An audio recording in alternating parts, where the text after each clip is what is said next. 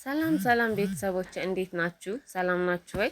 ዛሬም አዲስ ጉድ ይዘንላችሁ መጥተናል። ጉድ ነው የሚባለው የዛሬ ቤተሰቦቼ ምን እንደተፈጠረ አይታችኋል ብዬ በተለቀቀው ፔጃቸው ተስፋ አደርጋለሁ።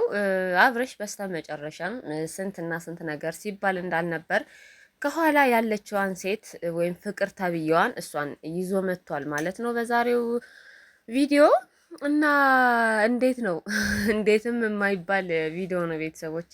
ማለት በቃ እስካሁን እንደዚህ ነበር፣ እስካሁን እንደዚህ እየተጫወተ እንደዚህ እየቀለደ ነበር።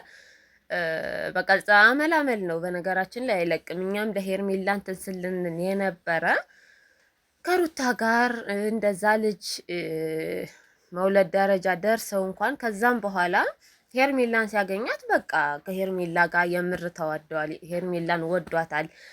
ከሩታ ጋር ደግሞ አለመግባባቶች ተፈጠሩ በሚለው ነበር የያዝነው። ነገር ግን ቤተሰቦች አሁን በተረዳሁት መንገድ እንደዛ አይደለም። አሁን ላይ ይሄ ሱስ ነው በቃ እንጂ እንዴት ነው በቃ እንደዚህ መድረክ ላይ የወጡ እነዚህ ከሆኑ ሌሎቹን ደግሞ አስቡና፣ እንዴት ነው እንደዚህ ሊሆን የቻለው?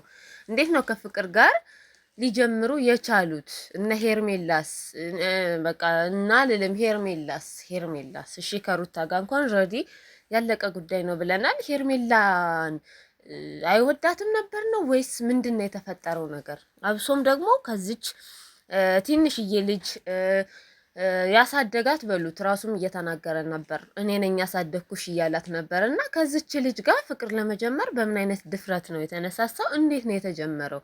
እንዴት ነው በዚህ ልክ የሆነው? አሁን በቃ ምንም የጠላት ወዳጄ ነው ሩታና ሄርሜላ እዚህ ጋር አሁን እንትን ማለት አለባችሁ። በቃ እነሱም ምንም እነሱን የሚያከራክር እናንተን ምናምን ነገር የለም። ነገር ግን ይሄ ነገር በደንብ መጣራት አለበት። ምንድን ነው በቃ እንዴት ነው? እኔ ራሱ በጣም ነው የገረመኝ እውነት። እንዴት ነው እንደዚህ ሊሆን የቻለው? እንዴት ነው እንደዚህ? ሌላ ሴት ብትሆን እኮ ቢያንስ ሊባል የሚችለው አይ እሱ በቃ ሴቶችን እንትን የማለት ሱስ አለበት ተብሎ፣ ነገር ግን ከዚች ልጅ ጋር ካሳደጋት ልጅ ጋር በምን አይነት ሞራል ነው አንድ ላይ ሊሆን የቻለው?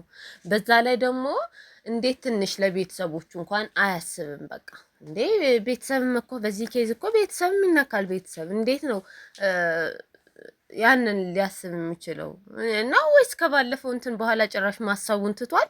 እንዴት ነው? እሺ አሁን ሄርሜላና ሩታን በምን ድፍረት ነው እንትን ሊላቸው የሚችለው? እሺ ሩታን ስተዋት ሄርሜላ ለሱ ብላ ስንት ዋጋ ከፍላ ለሱ ብላ ስንት ነገሮችን አድርጋ እንዴት ነው ለሷ ምላሿ ሌላ ሴት አምጥቶ ማስተዋወቅ የሚሆነው? እንዴ ይህን ሁሉ ጊዜ መውሰድስ ለምን አስፈለገ? ሴት ካለች እኮ በቃ ከመጀመሪያው ላስብበት፣ ወይ እኔን ምረጥ ወይ እሷን ምረጥ ሲባል ላስብበት ከማለት ቤተሰብ ለምን ባጭር አማርኛ አይ እኔ ህይወት ጋር ሌላ ሴት አለች፣ ስለዚህ ሁለታችሁንም አልፈልግም፣ ሄርሜላ አንቺንም አልፈልግም ለምን አይላትም? እስከዚህን ሰዓት ሙሉ እሷን ለምንድን ነው ሊያደክማት የቻለው? ለሱ ብላ ስንትና ስንት ነገር የሆነችው እኮ በቃ እኔ ጋር ይሆናል ፍቅራችን አለ ብላ ነው። ይሄ የእውነት የሚመስለው ፍቅር። ስለዚህ እንዴት ነው ይሄ ሁሉ ነገር ሊፈጠር የቻለ?